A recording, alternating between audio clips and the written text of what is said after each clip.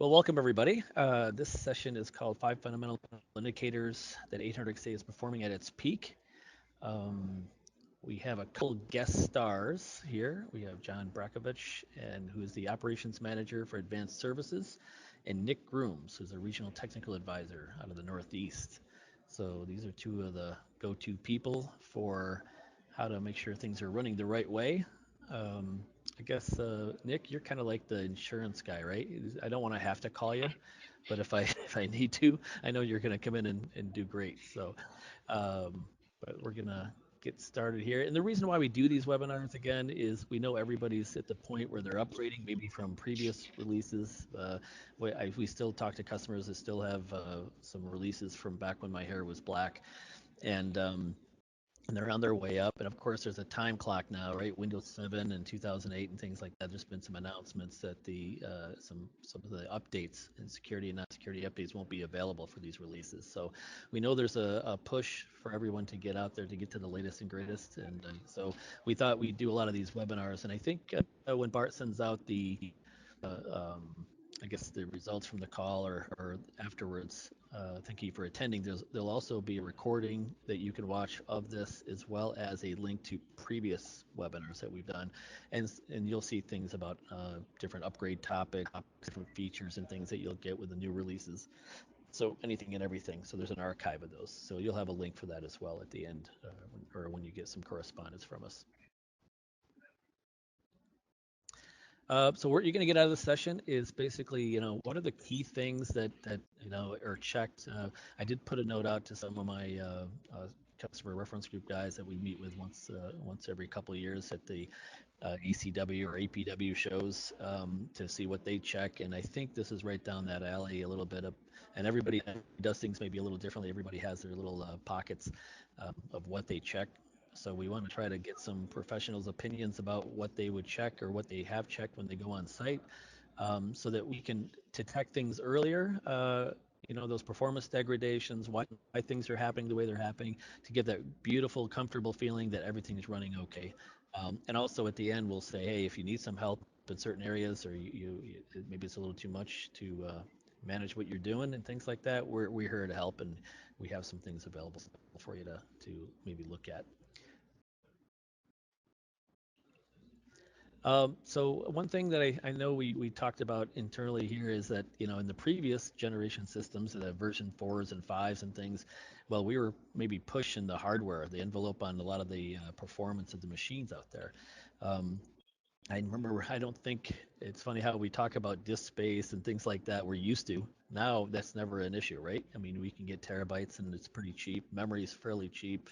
So there's a lot of better PCs, more robust PCs out there. So some of the same issues we had probably a few years ago, we don't have those anymore, but we do have those new issues that are coming where maybe there's some performance degradation over time. They're not really super evident. You can't just look up and say, hey, my disk space is full and things, but there's things that are maybe creeping, memory creeps, other items that might be there, or people make changes, and how do you make sure that those changes don't cause that degradation and things.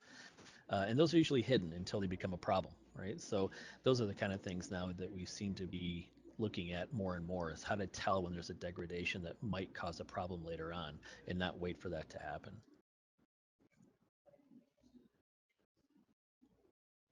But just a quick exercise of the polls here before we get started. A little did you know kind of thing. What is the most common calls in tech support?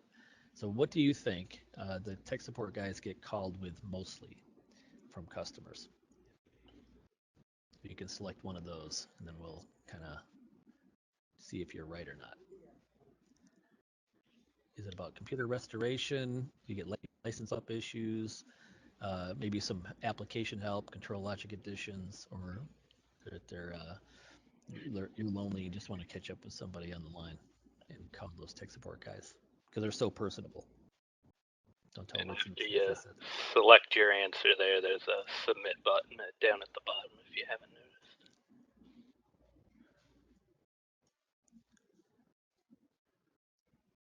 And Bart, I don't see results, so maybe let me know what you're seeing. Right. So clearly, there are some answers that probably aren't really the case, even though it'd be great to catch up Oh. with the technical support team. Some of them lead very interesting lives, but a number of some people do seem to think that that seems to be one of the most common calls into tech support. uh, It does happen. But I remember that. yeah.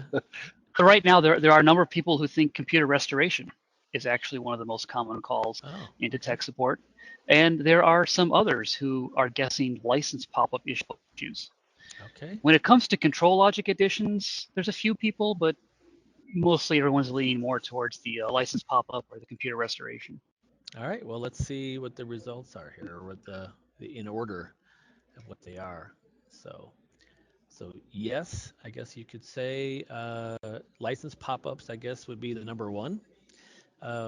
So a lot of times you'll get violations that people are kind of confused about because people will leave a remote desktop session up or open that takes up place licenses. And we were just talking earlier, which I thought was really interesting, how even if you have a engineering workplace up, if you call up alarm list, trend, or faceplate, that will actually absorb an operator client license, which I did not know that before. So one tip, Nick, what did you say that one tip is to turn off the aspect view Yes. So preview? one thing you can do when you open up an engineering workplace, if you're running in a situation where you have no spare operator workplace licenses, is in the top left of your workplace, you have an aspect view button that controls the bottom right to your workplace. You can turn that off, and then if you happen to click or navigate and to somewhere where it would have called up a graphic, it won't actually show it to you, and you won't trigger that license Mhm. acquisition. So if you're really tied an operator license, you can see where people might get that pop up and kind of say, well, wait a second, no, I don't have that case. So and probably people will leave them open here. So that was a good tip. Also the Excel reports, I remember this. Quite a bit doing certain reports, and if I didn't get the report or something like that, I would always have to go check, and I would see that the schedule in the scheduling structure, you'd see that it was actually still executing the report. Is that the case, or what are some of the problems there? If, Yeah, we see that a lot with upgrades now because there will be things that have to be manipulated. So from a 5.1 to a 6.0 upgrade, um, a lot of reports have to be kind of opened up and reassessed because the destination for add-ons are different. hmm, Sometimes you've been running all your reports on the primary aspect and they work fine. Now the secondary aspect is the one running the service and they're all failing. ah, okay. And the alarms not coming in or stop working because of a duplicate tag name created, um, bad tag name with a legal or blank character, or hidden in shelves. So yeah, I can see where things are being hidden. You expect them to come in and they're not coming in. You may not have the right alarm list or not looking at the right alarm list, and Right. more and alarming comes in. Yeah, so um, I would imagine a lot of people are using shelved and hidden alarms as well, and I could see where they might get a little confused there. You have to look at the top, right? There's a indicator that there's the hidden alarm list, shelved alarm list, and I wouldn't say it's outrageously intuitive, right? It's not like they have a border with a different color or something like that. So I think you do have to pay attention to what list you're looking at. The other one there, the inactive alarms not clearing out of alarm list. Can happen during a flood of alarms where the redundant servers get out of sync, and it says to run the alarms resynchronization procedure. Nick, is that easily run, or is that? I mean, it's not just a click of a button. It involves turning a lot of the services that handle alarms off and then turning them back on in a certain order. Okay. So it does result in a brief period of time where you don't see alarms.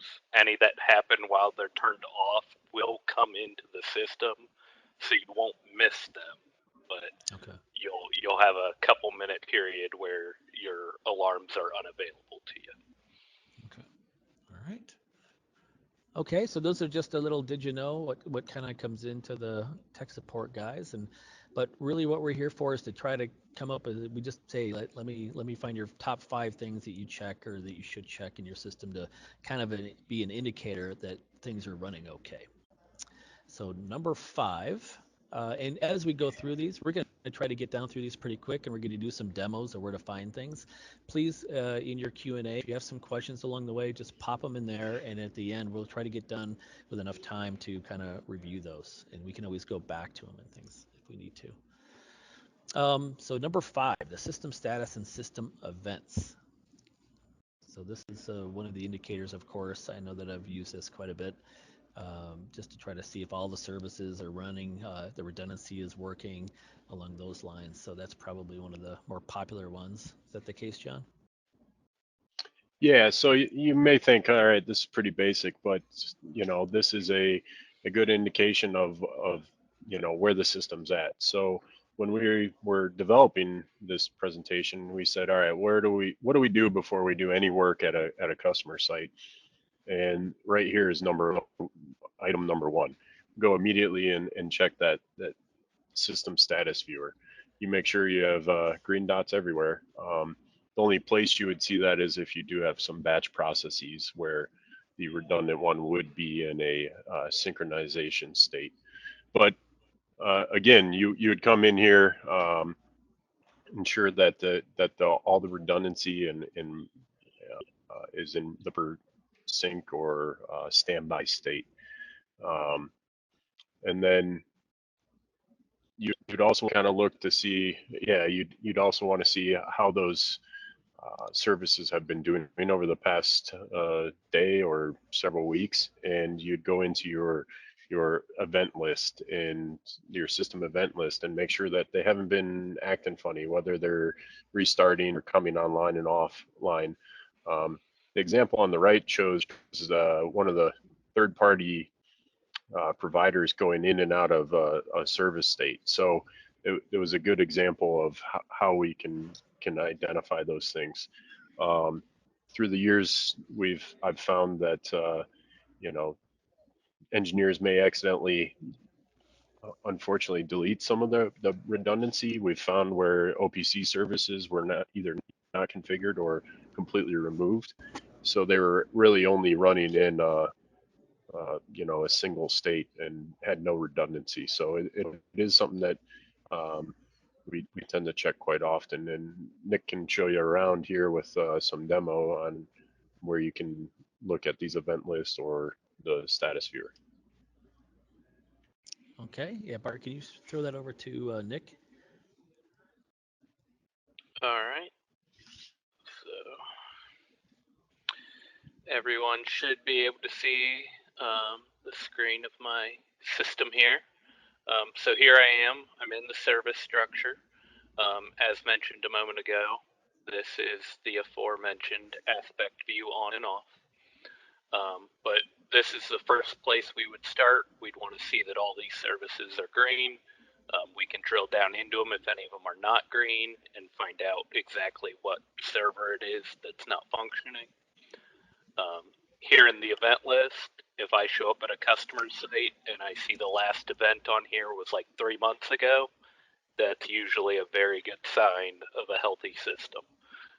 Normally, when you have problems, whether it's reports failing, backups failing, somebody trying to connect to the system that's not allowed to connect, we'll be seeing messages about that in here.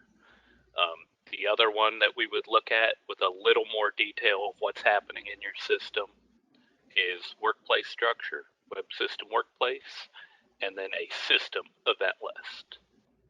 Now, this is also by default the event list that calls up if you're in an operator workplace, and you have a little green button that calls up an event list on your toolbar.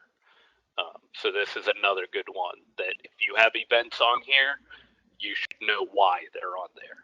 And if you don't know why they're on there or what they mean, that's a good time to get in contact with your ABB contact and ask them, why am I seeing this about my logs are failing every 5 minutes?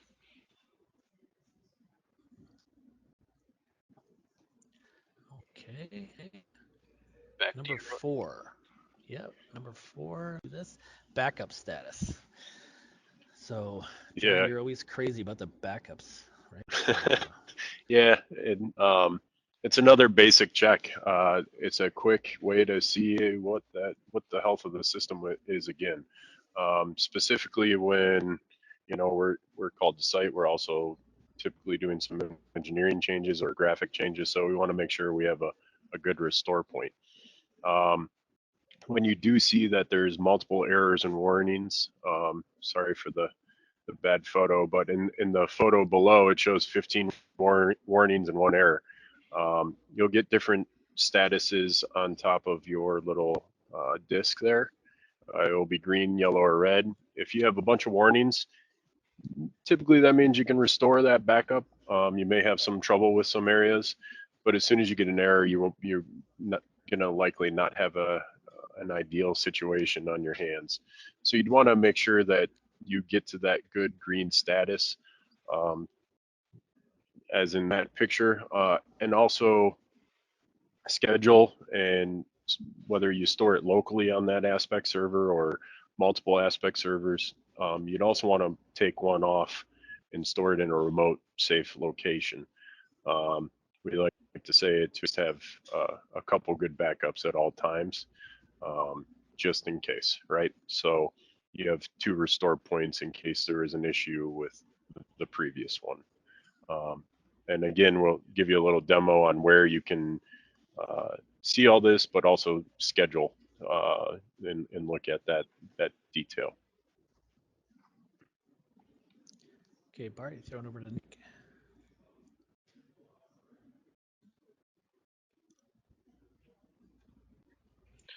All right. So, like we mentioned, here we are in the maintenance structure, and one thing before that, we also provide a great manual that should be on your systems called the 800XA Maintenance Manual. It gives details on how to do all your backups, including function-specific backups that may not be captured in what we're about to show you. So in our maintenance structure, we have a backup definition.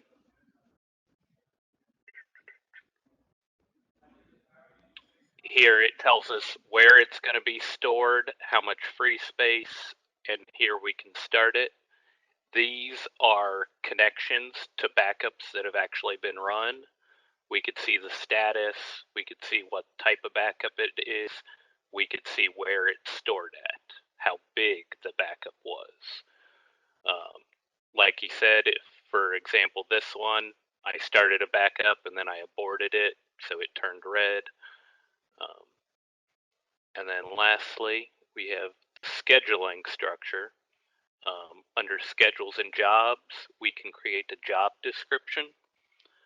This is controlled by 2 aspects. One is an action aspect, where we say that we either want to run a report or a backup, and then we would pick. So in my maintenance structure, I only had one backup definition, so I only have one choice here. And then next, we have a scheduling definition. Here I can choose a lot of things, whether it's monthly, weekly. I can even have a triggering event run a backup. So you have a lot of options. And then if I click run now, I could see that I have a backup running.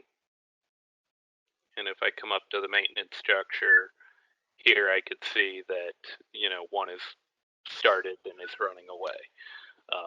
Can never overemphasize how important quality backups are, because we could tell you all these other things to keep yourself safe, but if something happens, you need to have valid backups.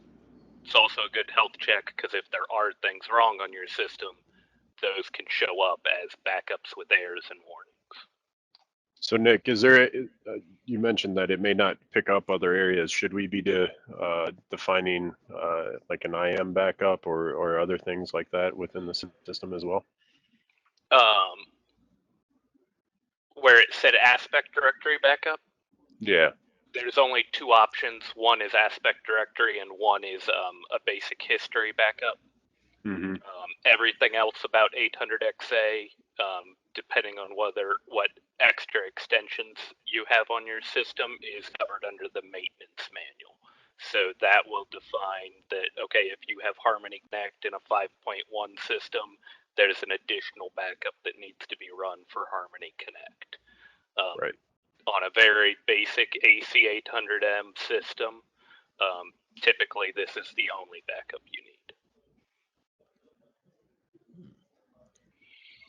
Okay.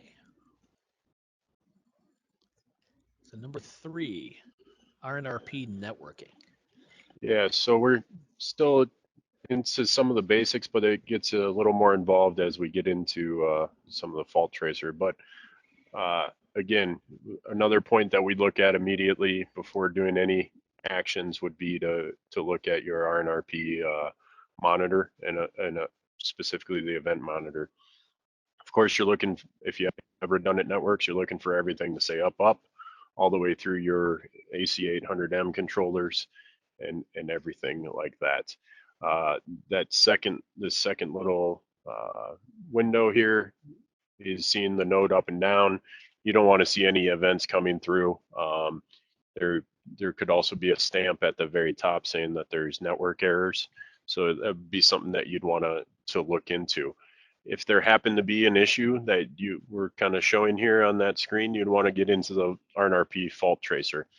It is a tool for a little more advanced users or people a little more comfortable with the system. And it's a good way to identify specific network issues within RNRP. In the example, you're seeing a suspected network loop. This could be as simple as a setting or someone restored a PC with the wrong IP address, something like that. So you could find a lot of different errors within the system, whether it's the network loop or socket errors, blocked interfaces, things like that. So it is a really good utility to use when you are seeing some of these network anomalies or issues. And Nick can again show you where some of these exist and how to go through that demonstration.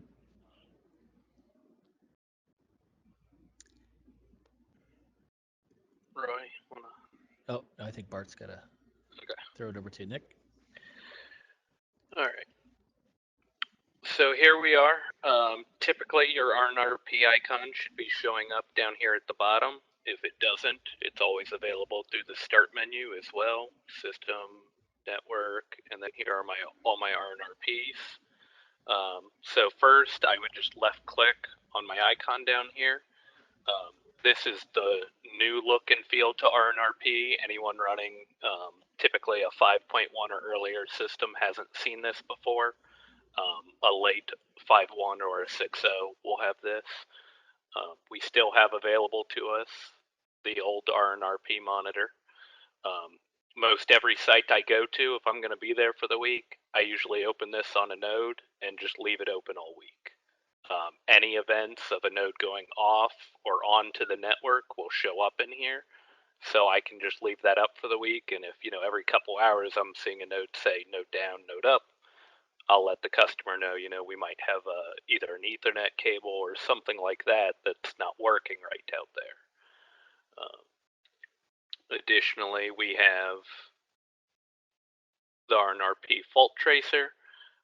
Again, this is a tool that I find with anyone coming in here and running selection 1 of, hey, check my network, let me know if there's any errors.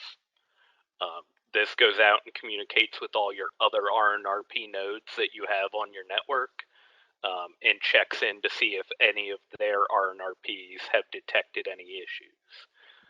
Should come back with no errors. If it does come back with errors, those would be things to investigate. Some of these other options are very rarely used, and you'll also see there are some in here that caution you that they can cause disturbances or are for experts only. But doing command 1 on this is a nice health check for your network. Additionally, this also creates a log of issues that have been detected in the newer version. So here I could see that whether I've lost any messages, the system by default will use path 0, which would be the 172.16. It only uses a 17 if the 16 is unavailable, and here we could see whether or not we've had any switchovers occur, and then also how many have happened in only the last hour.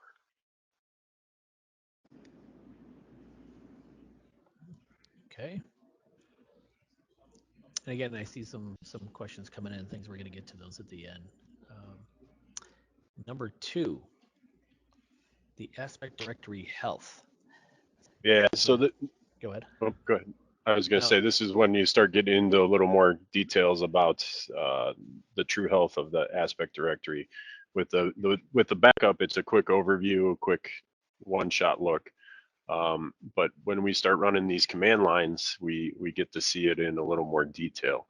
The first tool or command line that we run is AFW sysinfo. You can do the minus question mark, and Nick will show you that in a little bit, but it'll go through the different options. The two we typically run the most is CSD and minus T. The CSD is checksum differences. What that means is you'll see right under the first command line, you'll see no differences. Basically, it goes to aspect server 1 or 2, and then says, hey, what's your database look like? And then it responds and determines if it's found any objects or aspects that are different between the two. Then you go through and you can see there's a much more detail of aspects, objects, and things of that nature. But the key one is that very last line, the database free portion. In this example, it's starting to creep up towards the 50%. You'd say, well, 36% doesn't sound too bad, but we try to keep it under 50% fragmentation. And with that, once it starts going over that, you might start seeing some weird anomalies of pulling up some details. If you happen to get to that point, there is a procedure that tech support would be able to provide you on how to clear that issue. The second one is what Roy just pulled up, is AFWSCT. So that's a structure consistency. And then we run the minus CPU, and basically what that means is it runs at a lower level priority. It is kind of CPU intensive, so you can run it on a live system. You can run all these commands on a live system. This one you just would want to say, hey, I'm running this, just let me know if I need to cancel it. But what you'll see here is that it dives deep into each structure and is looking for consistencies. A lot of times what you see is the example right here. The parent's missing a child, and basically what it is something got deleted and in a possibly a graphic or something, and it's been misplaced. So the AFWSCT is a very powerful tool, so I do want to say that. So if you are going to make any changes or corrections, I always recommend a good backup, as we discussed, and then of course you may want to do it on a down day. So Nick can again show you these commands. As we're swapping, I forgot to mention the minus T for the sysinfo. And what that is it does a throughput test to the aspect directory, and you should have a fairly quick response time. So if you had a client that was acting up, that would be something that you could run from that endpoint to the aspect servers, and you could get a idea of how quickly it can get to that aspect database. So if it needed to pull a new graphic in, you would understand if it was either a network issue or possibly maybe you had some fragmentation going on or something along those lines. Okay, Bart, can you throw it over to Nick? I think he's going to run some of these. Thank you.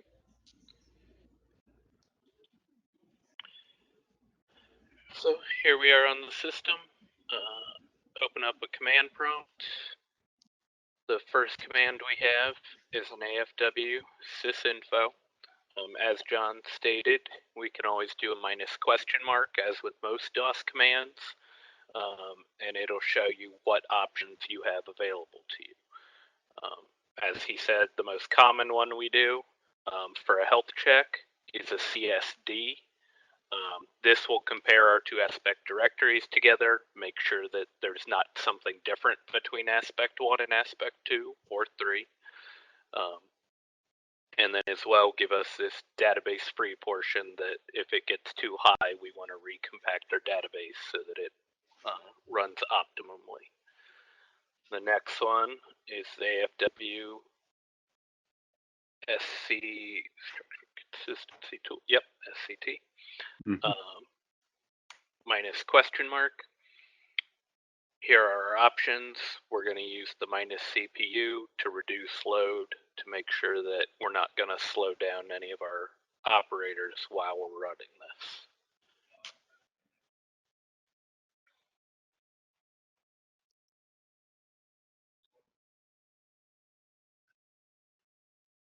Looks like it froze, Nick.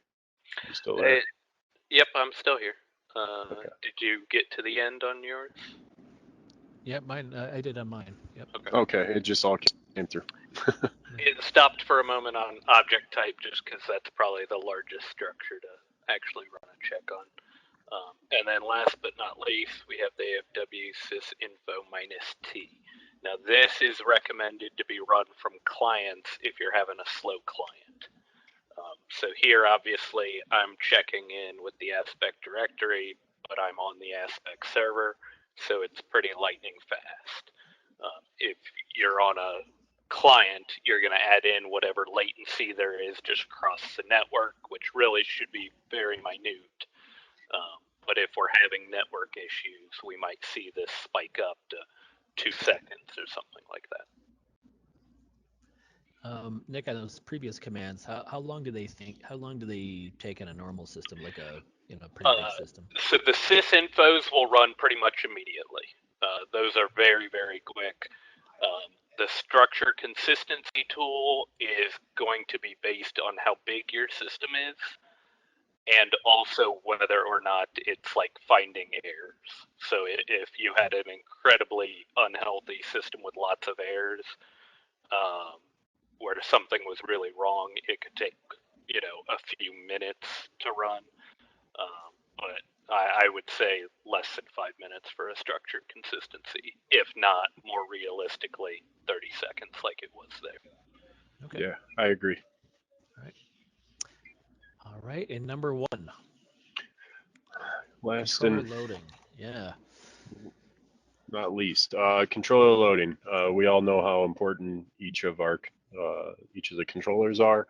What we often find is, we go into a site and we're asked to do some programming or other things, but what we'd want to do is check to see if that controller was capable of handling a little more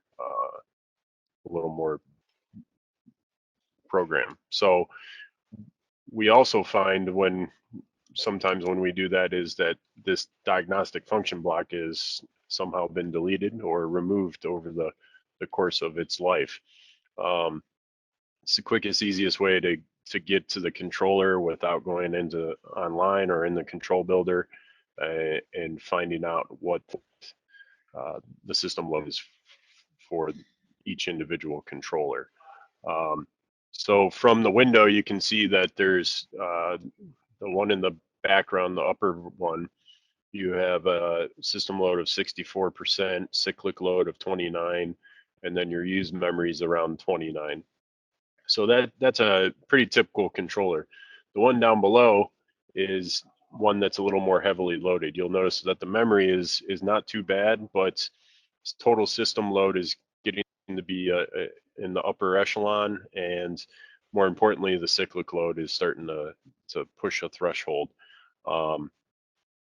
The cyclic load is trying to remember here. It's the application running plus the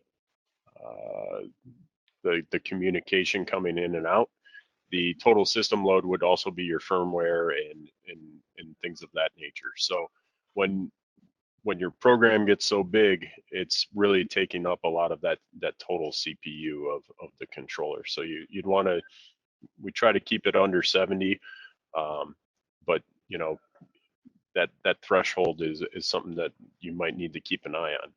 Things that come into play for the total system load and or memory is your MMS transaction. So if you're moving a lot of MMS around, that can typically push the cyclic load up a little bit.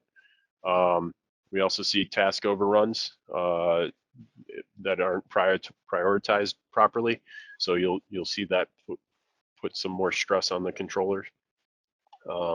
Another one that can push the cyclic load up and total system load up is your IO scan rate. So if you have some Modbus out there and you're scanning it, you'd want to double check that it's not set to 0, which would be as fast as it possibly can. You'd probably want it to be about half as fast as your fast time. And then again, if you're seeing some latency from the controllers, you could always do through RNRP a ping test. If that ping result takes a while, if it's not like milliseconds, very low number of milliseconds, you could probably point it to possibly being overloaded, and it's just trying to keep up with what it's tasked to do. So Nick, one more time, is going to go through how to add some of this or how to find it within your 800XA environment. Okay, Bart, throw it over to Nick.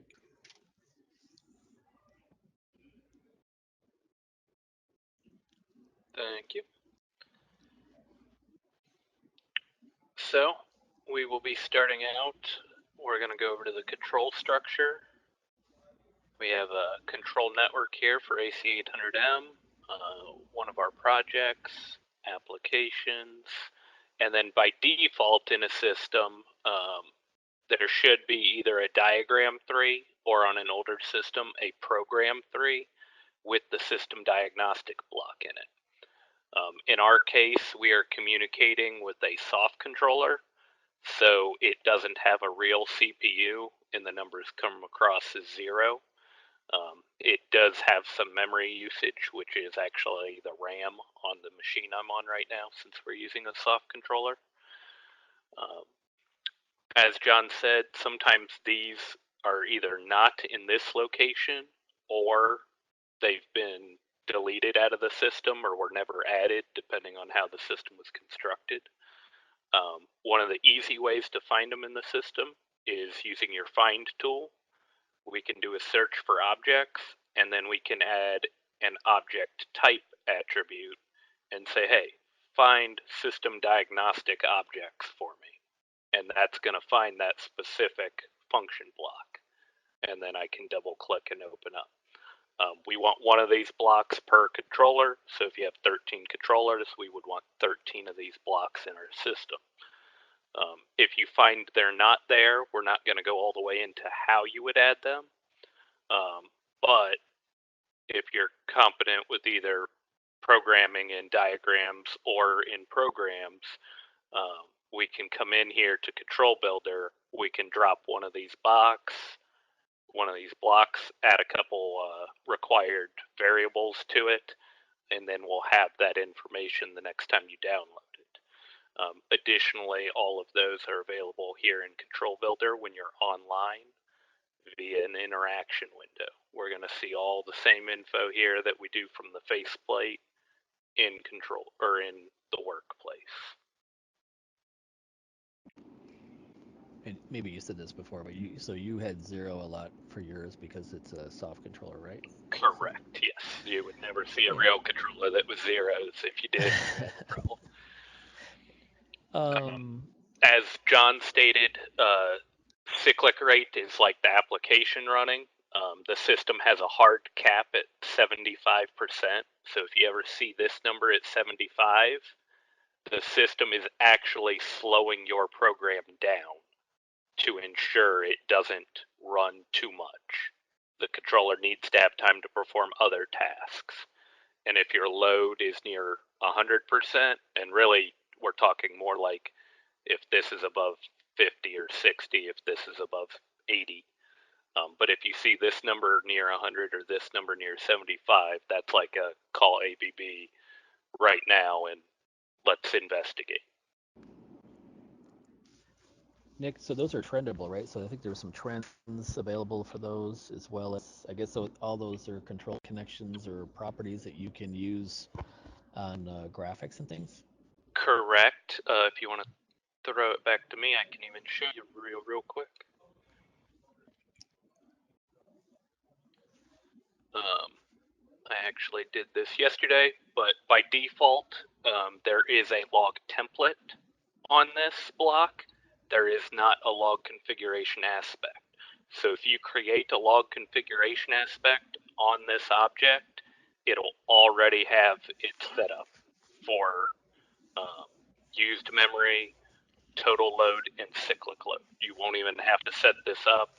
It's already configured as a template, and then it'll log those values for you. And you can take a look and see if you're having any spikes, which can result of some unclean code that you're running.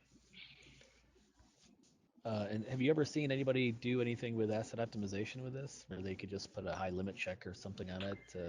I've seen people connect it to their Pi system and have it email them. I've also seen people do soft alarms on those. Okay. Yeah, so there's a number of ways you can use that within the system to kind of give you a little indication, and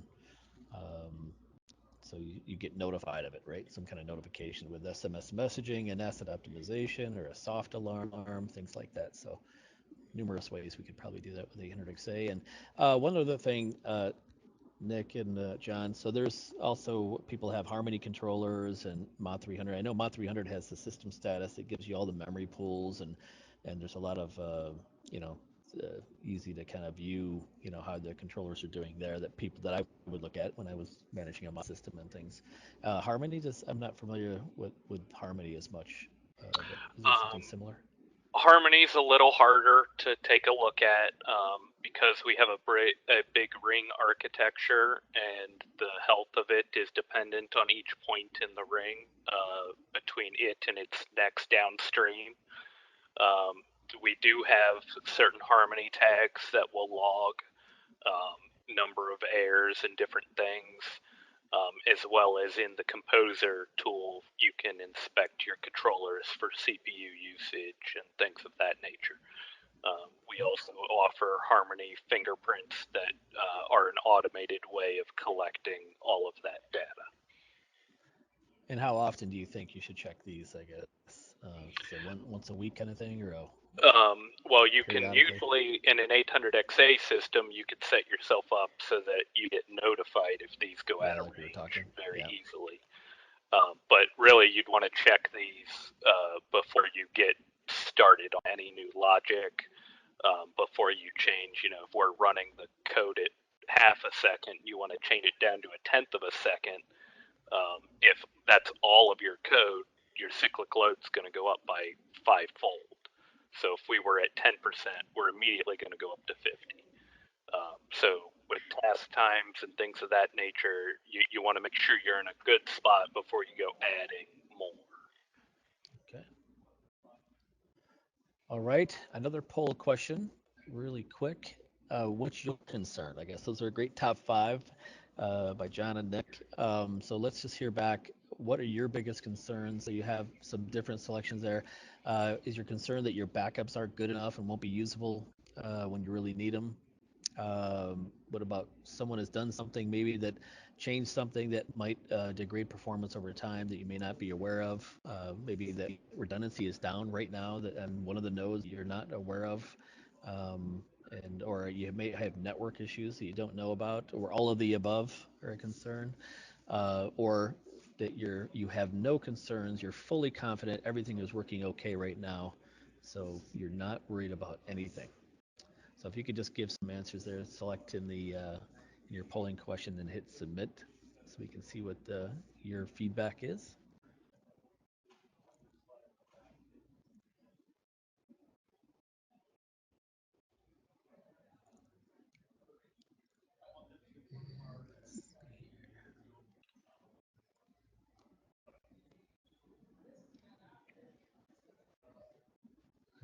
know, Bart, when you think is a good you can close it up when you think most of the things are in.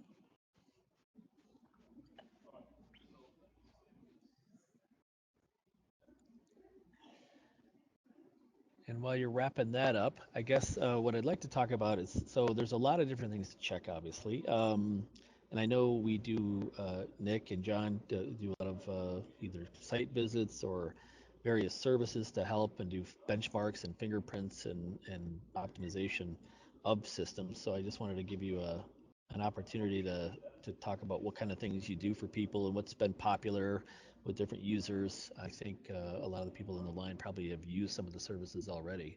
Um, so maybe John, if you could Yeah. talk about that a little So bit.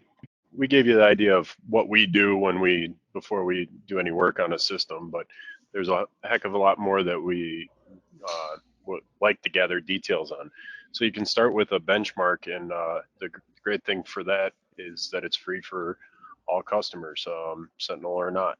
So we can, if you are have us out to site, or if you'd like to run the tool, you can do this data collector, and it will provide you with a report at the after it's completed, and give you a kind of like a stoplight view of each of the different KPIs that it collects on. The next level of that would be an in-depth analysis, which we call the fingerprint, and that gives you recommendations, potential impacts, things of that nature, the exact nodes of uh, of where the issue's at, and documentation information, things of that nature. So it's a really in-depth uh, view of your system. From there, you may think, all right, that's great. I want to be completely optimized. So how do I get to that point? So we would do a advanced digital solution where we would be doing this on a routine basis, whether it's weekly, daily, biweekly, things like that, to scan your system and identify risks so we can hopefully mitigate them before they become an actual issue. So if you go to the next slide, that's kind of that last point is kind of this concept. We'd go over your hardware, your network, your software, all these different areas at the bottom, and pull them into a centralized location. Allows your site personnel to look into it, and then also if the remote capability is there, we can dive in and really take a good look and help find issues for you before they actually happen. And to just give you an idea, so this is a few of the different KPIs that we check with all those collections. It's the same collector, and that's 50 plus different KPIs that we can go through. So we're really getting across the whole system. And at the bottom, you'll see that there's some connects available too. So we have the ability to actually get into the mod controllers, obviously your Harmony controllers, your BRCs and whatnot. So there's a lot of different avenues that we can help identify or just do a good health check on your system. Awesome. And now there's training available as well. I guess we were talking about that a little bit. Now the T308, and then there's some other expert courses on advanced troubleshooting and things. Nick, maybe you can talk to that. I don't know if you actually teach those or if those are taught by Joe here in Cleveland.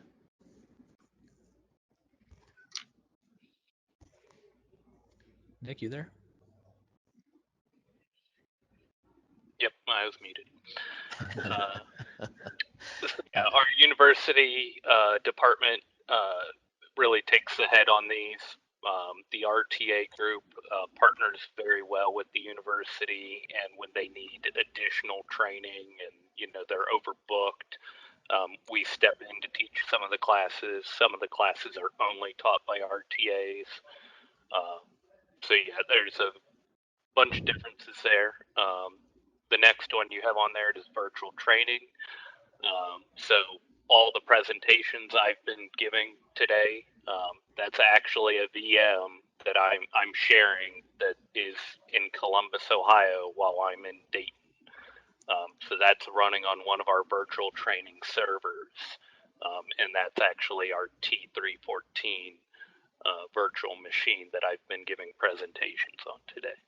Yeah, so some of the classes are available in virtual as well as either on site or here in the office, and those actually have that nice virtual machine environment where you can spin it up. That's yours. That is there for the duration of the class, which is usually I think double the regular length. So it's available for a month versus a couple of weeks or something. And that's just like being right in the classroom, right? So but I'm going to put you on the spot.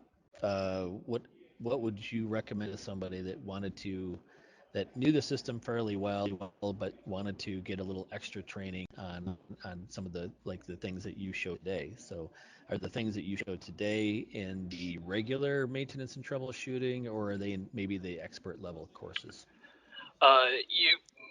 The basic maintenance and troubleshooting, I think, deals a bit more with hardware.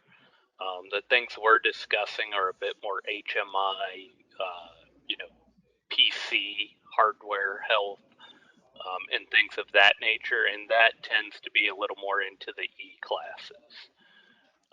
The T's are a little more how to set it up correctly to start with, and things of that nature. Okay. All right. So just little tips. All right. And let's see here. All right. Well, I think with that, John and Nick, thank you very much for helping out here and giving us your take. I want to remind everybody to throw in some questions that we can go ahead and look at. If you have any questions for John or Nick, now would be the time to put them in there. And Bart, I guess maybe if you can do your normal thing where you see some of the questions, if there's any there, and can let us answer those. I will say that one of our field service guys was on the line, and he mentioned back when we were talking about the workplaces being up, he mentioned there's a running workplaces aspect on the workplace structure, which when you do that, it'll show the different workplaces that are open on what computers. Yep. So And that that's requires the workplace service to be set up and running in the service structure for that to work. okay. On some of your older systems, you have to set that up yourself. Okay. Okay, and we do have a question here. Oh, sorry, Roy. Do you have Sure, go something ahead. else? Nope. Yeah, the question is the fault tracing procedure listed in the XA maintenance manual? And is it okay to run while the system is running? It is safe to run, option number one. All that does is really check in with the RNRPs for the most part on all the other machines and just collect the information there on the node you're on and list you all the problems that have been detected since RNRP was last restarted on any node. I don't know if it's in that maintenance manual, though. I don't believe it is. I don't believe it is either. Not sure if it's published in a manual, honestly. My guess is it would be the network manual that goes into depth of about what RNRP does and how it does it, and I'm guessing there's a good chance it's in that one. Another question, which reference manual for AFW SYS info tool information? I don't know if that's in a manual either. Those have been, those were, I think, primarily internal commands, but they are very useful. Not as internal as in it's just not published. You're welcome to use them and run them, of course. It's just it's never been published. I think if you take some of our classes, that's covered Yes. in training documentation, Correct. but not in published manual, as John said.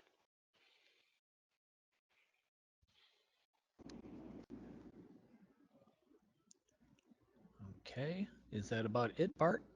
That's it right now. If you have a question, go ahead and send it our way. And also some of you guys that I sent the invitation to, if you want to send me a line myself, or roy.tanner@us.abb.com. Just let me know a little if this is along the lines of what you guys were expecting, and if you did learn something. I know just talking to Nick and John, I think we all learned from each other at least one or two things. Okay, I'll admit maybe they didn't learn anything from me, but I definitely learned a couple of things that I didn't know before. So I think that's what Hey, we're trying to get across. hey, Roy, we didn't go over the answers to our second poll question here, Oh, asking people their biggest concern. I don't know okay. if you can see the results right now. Yeah, a little bit. I think Yeah. some people had a couple people had a little bit of each of the first four items, and then we had most people answered all of the above. So And and we I would would be expecting to hear from those people soon. yeah. Yeah, if that is a worry, we can help. I think it's been fairly for some of those fingerprints and the benchmarking to try to get a handle on all those different things. I think most everything we talked about today, I saw in the list that John was listing. Is the RNRP event logs that they're monitoring, um, all the probably running the fragmentation. I'm sure that's in there and things. So all of those things are kind of within a lot of those options and plenty more, right? So I Correct. think That's it correct. sounds like a really good peace of mind that you want to get of one of today's probably most intricate automation platforms out there. So, anyways, I hope that We do have go ahead. another question here. Okay. Uh, what training course do you recommend for an XA beginner? Hear Uh, you, Nick. so it depends what your role is. So like if you are a system administrator, um, we do have a class that is 800XA system administration. Which would that be the? I'm terrible with our actual course numbers. Yeah, If I want to you're a say that's programmer, T314 and T315. T315 has a control builder week or a function designer week, as well as a week of HMI. So that's a 2-week course. If you're a Harmony customer, it kind of depends. We'd need a little more detail on what it is you're looking for to make sure that you get the most out of the class that you're signing up for. And another question here is, well, maybe a comment. RNRP utility option 1 shows issues on 2 of my XA systems. Great utility. I should be able to resolve these issues. Thanks for the webinar. it's So great thank you to hear, guys. Daniel. Yeah, great to hear.